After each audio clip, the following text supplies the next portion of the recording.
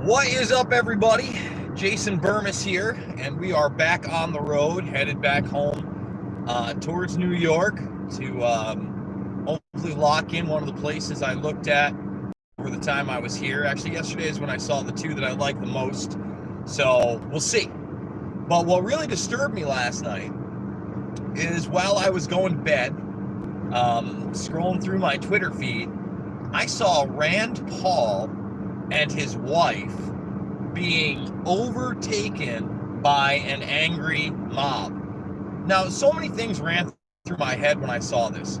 First of all, just watching Rand with the mask on, holding his wife's hand with the mask on, and it looked like he was terrified for what you could see from his eyeballs. Surrounded by police, surrounded by an angry mob, and all I keep hearing is, say her name, Breonna Taylor, say her name. When has Rand Paul ever spoken out against Breonna Taylor or any crazy act like that in his life? All right, Rand Paul ain't perfect. When Rand Paul does it wrong, I let you know, right? For instance, when he voted against the Zadroga Act, and he voted to not extend the first responders benefits, etc. I said, you know what, Rand? No, that is not the way to go. I get it. You're consistent. I still think it was an awful decision. I still think it was pretty repugnant. But what I saw happen to him was insane. I mean, those people were right next to him. They're throwing cops. It's a cop with a bike trying to block off Rand Paul, just gets pushed and shoved. And then Rand Paul, to his credit, he doesn't just go and run away and cringe. No, he goes to help the cop and, basically pull him back up. And all I could say to myself in my head was, why are we targeting this guy? One of the few people in the Senate that actually cares about the people, that cares about liberty, that cares about freedom, that cares about the Constitution and the Bill of Rights. Because if we were seeing something that was, Mussolini style of a real dictator or somebody in real power that's really trying to oppress us, I don't know how I would have felt. I might have felt all right about it. And I'm not going to name names on who I think those people should be, but I certainly don't think that they should be Rand Paul. All right, let me repeat that. I don't think they should be Rand Paul, right? We're not talking about the high-level generals that are lying to us. We're not talking about the CIA. We're not talking about, Pompeo, the Secretary of State. We're not talking about House Speaker Pelosi here. We're talking about somebody who, in most cases, is fighting the good fight against the system. Is he perfect? No, he's not perfect. But when it comes to speaking out against Syria, when it comes to speaking out against wars of aggression, period, Rand Paul is the guy. And you have people so mixed up in the head, they think that somehow Rand Paul would endorse police officers showing up to the wrong house and executing a woman. What is this? Is it because Rand Paul's white and Republican? Is that what we're judging everything by? Again, the color of someone's skin, not the content of their character? People wonder, why I can't get down with Black Lives Matter. And I'll say it a million times over. All right, whether you like to hear it or not, everybody's life absolutely matters until what? They take another life, they impose their will on other people to aggressively oppress them, right? They're a child molester, they're a murderer, they're a serial killer. There are so many examples of people's lives that I don't think matters, but guess what? It has nothing to do with the color of your skin and everything to do with the content of your character. So when I see Rand Paul being chased down by an angry mob that has no idea what's in his heart, has no idea what his politics are. I get very upset because that was a scary ass scene. DC, a mob of people, cops can't stop it, and you want to defund the police, right? Give me a break.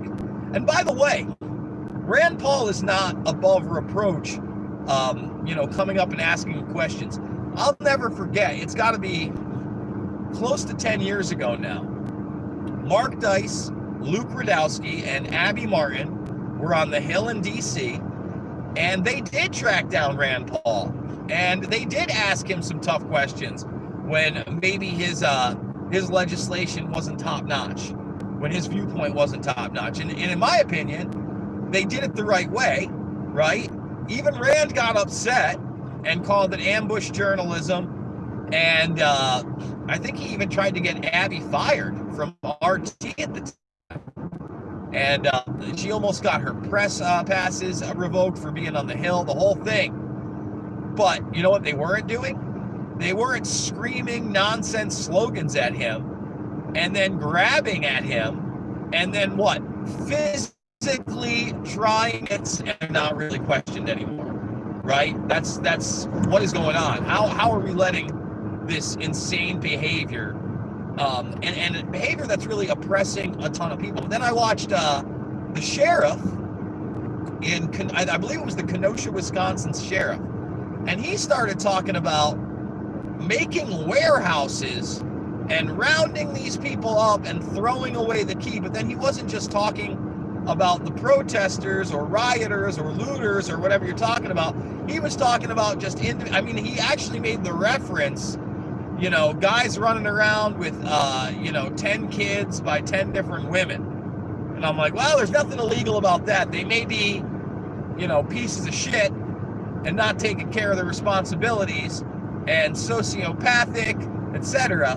But that doesn't mean we should put them in prison forever, and especially not some kind of prison that you want to jerry-rig out of an empty factory or an empty lot or some crap like that. We already have that system, right? Let's be honest with ourselves. Our prisons are way, way, way too full, okay? But that's because we don't really have a justice system. We have an injustice system. We have a system that selectively enforces things, right? We have a system that is not about retribution. It's not about teaching somebody, how to live in society, but to serially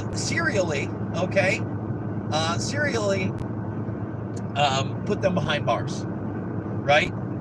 Yeah, most people that go into prison, unfortunately, come out worse than when they went in. That's not everybody.